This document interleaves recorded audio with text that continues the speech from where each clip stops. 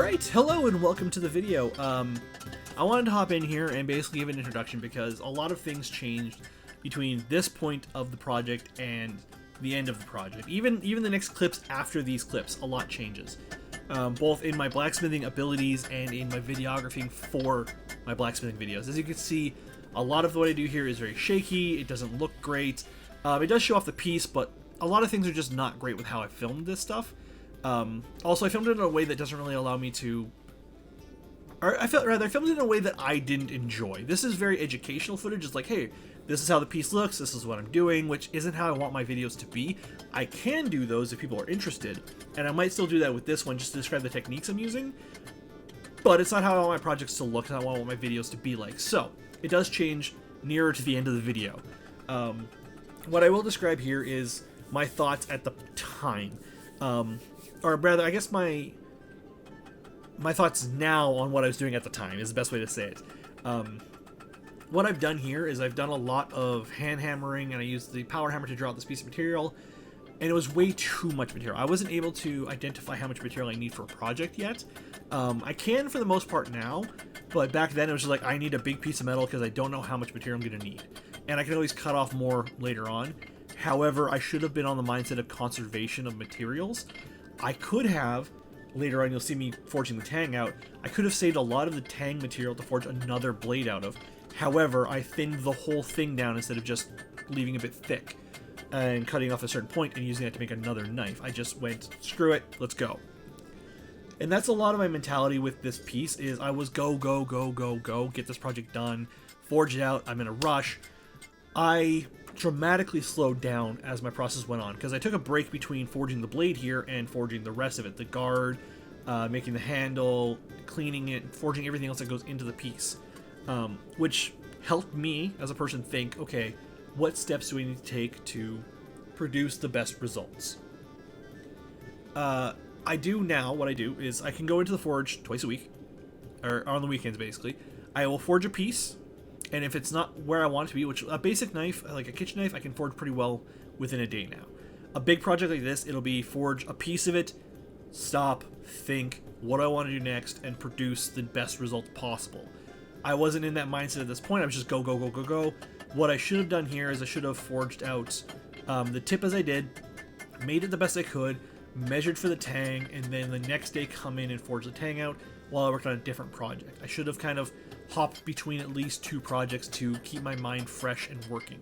I do that more now, but I also have a better understanding. One of the things that really helped was the fact that this is a video game replica, which really shouldn't be someone's first proper blade.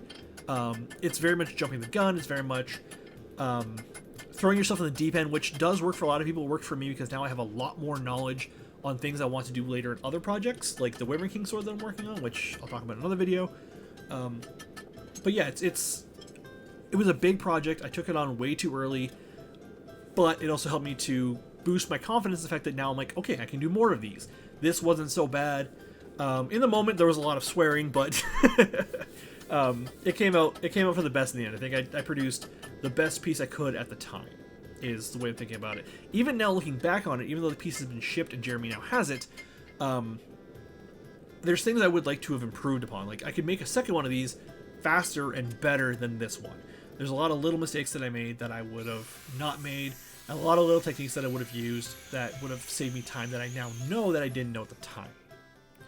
So I just wanted to hop in here and say that before we get into the actual video, because the actual video is going to be a lot more interesting than this. This is just a lot of me forging the blade and the tang.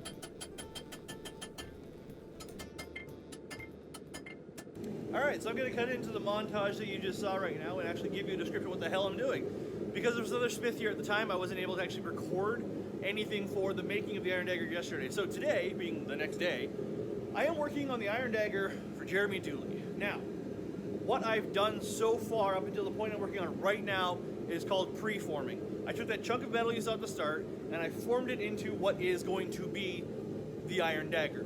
Now, what I'm doing at this precise moment is fine-tuning. I ground the tip out so I could get... There's a little bit of like a fish lip forming at the tip because of the way I forged the tip of the knife. So I had to grind that out. I ground that out and I'm sticking it back in the forge because there's still some like rivets in it, or ripples rather, in it. So I have to take that, heat it up, put it on the forge, take the flattening hammer that you saw before, and then hit it with another hammer, which will then flatten it out. After I'm done with that, I'm going to work on straightening it out and thinning the tang a bit, because the tang's way too thick, but I wanted to forge it thick, and I will grind it thin. There's a lot of little details. I say little. There's a lot of details that go into the Iron Dagger, and I'll put up a picture like here-ish, and I'll show you. But there are so many little bumps and grooves, and then right in the middle where there's supposed to be like the fuller, you don't really need a fuller in a knife. Fuller's basically for a sword to lose weight. It's not a blood groove like people think it is, but it's basically just to remove weight from the sword. But in the middle of the Iron Dagger, there's these two little, and you'll see them in the picture, two little like triangles in the middle of it. I'm still figuring out how I'm going to put those in. Right now, in my head, I'm figuring I'll grind the outer triangle in, and then I have to come up with some kind of a thing, or maybe just use a Dremel and cut those other triangles in, and then that should be that. But I need it thick to do that, but thin at the tang to fit the guard on. Now, as for the guard is also a relatively complex little construct.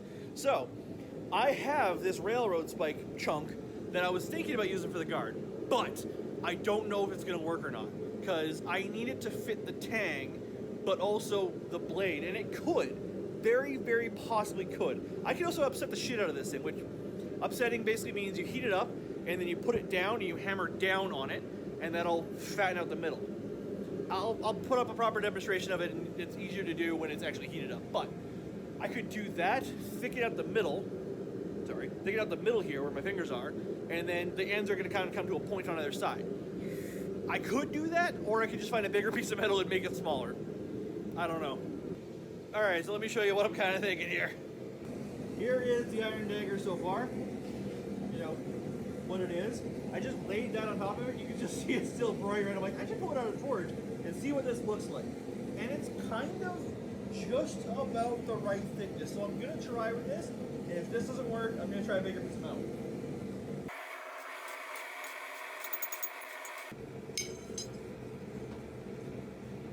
That's looking better.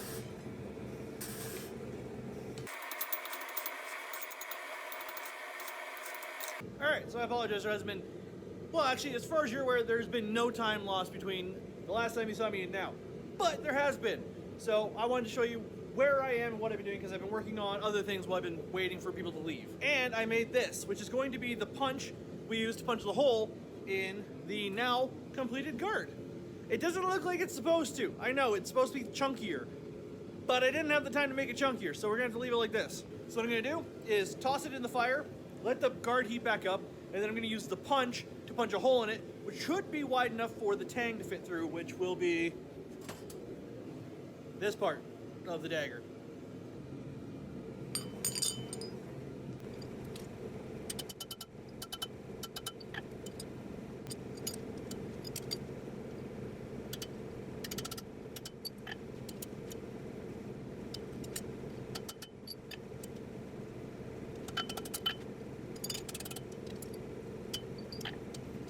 Now I'm going to let that cool down. I punched the hole. Pain in my ass. I didn't build a proper punch.